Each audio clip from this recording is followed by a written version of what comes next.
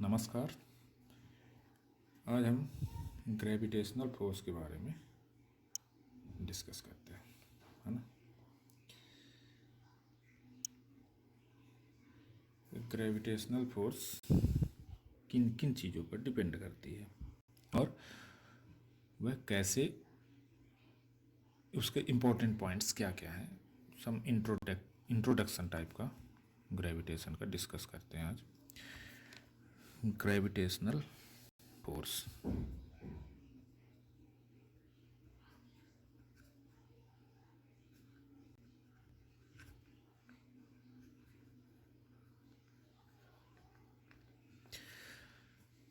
Gravitational force सबसे पहले तो यह फोर्स एक सेंट्रल फोर्स होता है। ग्रेविटेशनल फोर्स एक सेंट्रल फोर्स होता है। Central force. अब ये सेंट्रल फोर्स का मतलब क्या है? सेंट्रल फोर्स का मतलब ये हो गया कि जैसे दो मास हैं, अगर दो मास हैं, सपोज कर लीजिए m1 और m2, तो ये फोर्स इनके किसी भी बॉडी के बीच में नहीं लगेगी। ये फोर्स, ये ग्रेविटेशनल फोर्स इन m1 और m2 के केवल सेंट्रल के बीच लगेगी। सेंट्रल फोर्स होती है ये, मतलब इनके सेंटर्स के बीच लगेगी gravitational force. So that's why gravitational force is called central force. दूसरा पॉइंट, अट्रैक्टिव फोर्स। अब ग्रेविटेशनल फोर्स केवल एंड केवल अट्रैक्टिव फोर्स होती है। यह रिपल्सिव फोर्स नहीं हो सकती। एक दूसरे को रिपल्स नहीं करते दो masses due to gravitational. Always attractive, यहाँ पे लिखेंगे always attractive force.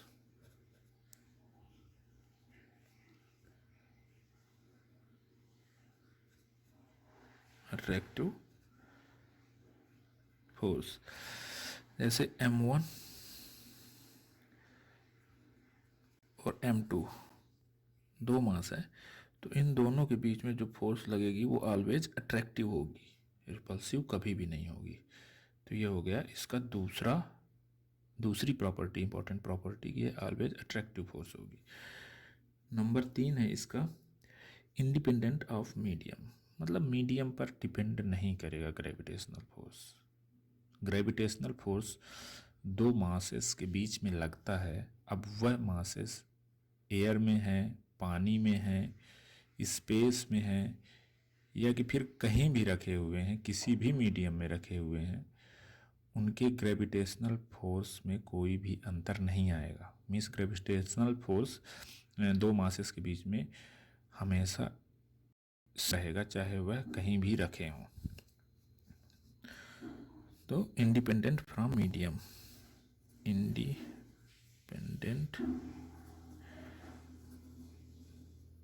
From medium. अब इंडिपेंडेंट फ्रॉम मीडियम, अब मान लीजिए m1 m2 दो मासेस है, दोनों के बीच में ग्रेविटेशनल फोर्स F लग रही है, तो वह चाहे अभी बाहर मान लीजिए ये अर्थ में रखे हुए हैं, अर्थ के सरफेस में रखे हुए हैं, तो F लगेगी। अगर यही सेम m1 और m2 आप किसी वाटर में रख दीजिए, वाटर इन द सेंस किसी बड़े कंटेनर में m1 और m2, इनके बीच की डिस्टेंस अगर सेम रखते हैं आप r, तो इनके बीच लगने वाला ग्रेविटेशनल फोर्स F इक्वल होगा, F ही होगा। Means F water, F earth, या बोल सकते हैं एयर। तो दोनों F air equal to F water, दोनों बराबर होंगे। मीन्स ग्रेविटेशनल फोर्स इंडिपेंडेंट होता है मीडियम के। चौथा point, equal in magnitude and opposite in nature. इसको समझेंगे। Equal in magnitude and opposite in nature. कैसे? मान लीजिए दो मासेस हैं m1 और m2, दो मासेस हैं, इन दोनों के सेंटर के बीच में फोर्स लगेगी ग्रेविटेशनल की फोर्स। अब m1 पर फोर्स लगेगी F1 ऑन 1 ड्यू टू 2, वो इधर होगी क्योंकि ग्रेविटेशनल फोर्स ऑलवेज अट्रैक्टिव, और इस 2 पर लगेगी F2 ड्यू टू 1, वो भी इधर होगी। अब F12 M1 मास पर लग रही है, F21 M2 मास पर लग रही है, लेकिन अगर इनके मैग्नीट्यूड की बात करेंगे तो F12 will be equal to F, vector form है, F21। ये दोनों का मैग्नीट्यूड बराबर होगा, बट माइनस लगा दिया था क्योंकि इस F21 की डायरेक्शन और F12 की डायरेक्शन एक दूसरे के अपोजिट है, तो नेचर डिफरेंट अपोजिट रहेगा, लेकिन मैग्नीट्यूड मतलब जितना मैग्नीट्यूड F12 का होगा उतना ही मैग्नीट्यूड F21 का होगा। मतलब जितने फोर्स के साथ M1 M2 को खींचेगा उतने ही सेम फोर्स के साथ, उतने ही सेम ग्रेविटेशनल फोर्स के साथ M2 M1 को खींचेगा।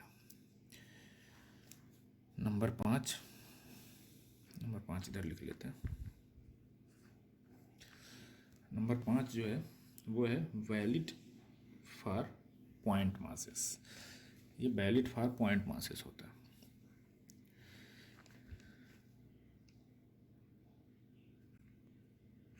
वैलिड फॉर पॉइंट मासेस, अभी वैलिड फॉर पॉइंट मासेस होता है। क्यों? क्योंकि आप इसको बड़ी सी बॉडी हैं और वो पास पास रखी हुई हैं, तो उन पर आप इसको कैलकुलेट नहीं कर सकते। वो वैलिड होता है ग्रेविटेशनल फोर्स केवल पॉइंट मासेस के लिए। जैसे कि बड़े मासेस भी हैं, जब बड़ी बॉडीज़ भी हैं, जैसे कि अर्थ और सन, एक एग्जांपल ले रहे हैं, अर्थ और सन बहुत दूर हैं एक दूसरे से, बहुत दूर हैं एक दूसरे से। तो क्या है कि जब बहुत दूर हैं तो वो एक दूसरे के लिए as a point mass behave करेंगे।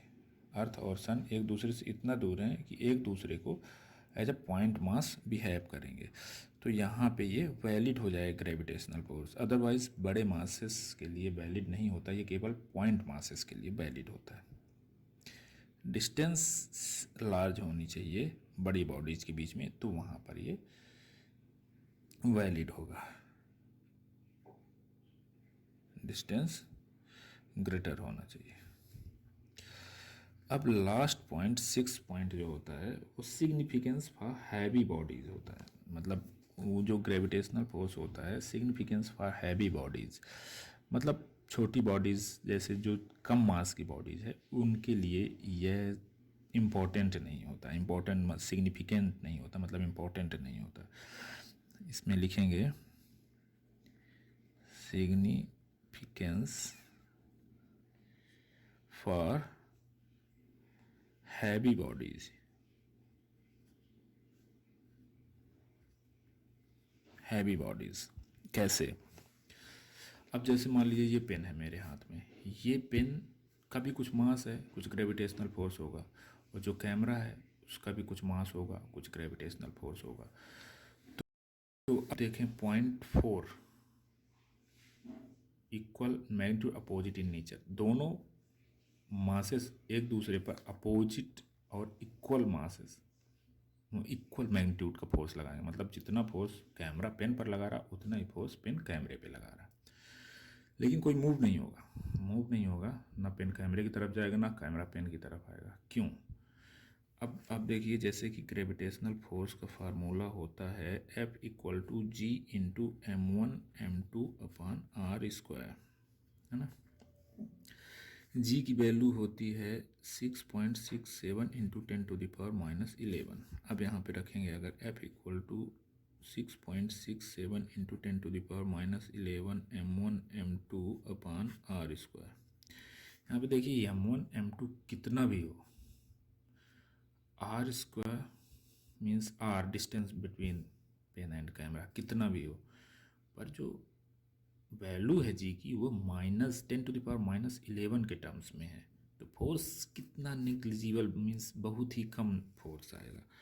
और उस फोर्स को आप जब रखेंगे F = ma में, अब मास होगा कुछ पेन का या कैमरे का, जिसका भी फोर्स निकाल रहे हैं, मान लीजिए पेन का फोर्स निकाल रहे हैं, तो मास तो दोनों का मैग्नीट्यूड होगा, तो पेन का जब फोर्स निकाल रहे हैं तो पेन का केवल मास होगा, है ना। फोर्स, ग्रेविटेशनल फोर्स, जितना भी फोर्स आएगा, जितना भी कम फोर्स आएगा, इसका यहाँ पे रखेंगे, मान लीजिए 10⁻11 के टर्म्स में आया, और मास पेन का मान लीजिए कुछ भी हो, सपोज एक, और एसिलरेशन, तो acceleration terms to be zero, acceleration terms to be zero, क्योंकि इतना माइनर एसिलरेशन आएगा कि उसे कंसीडर नहीं किया जा सकता।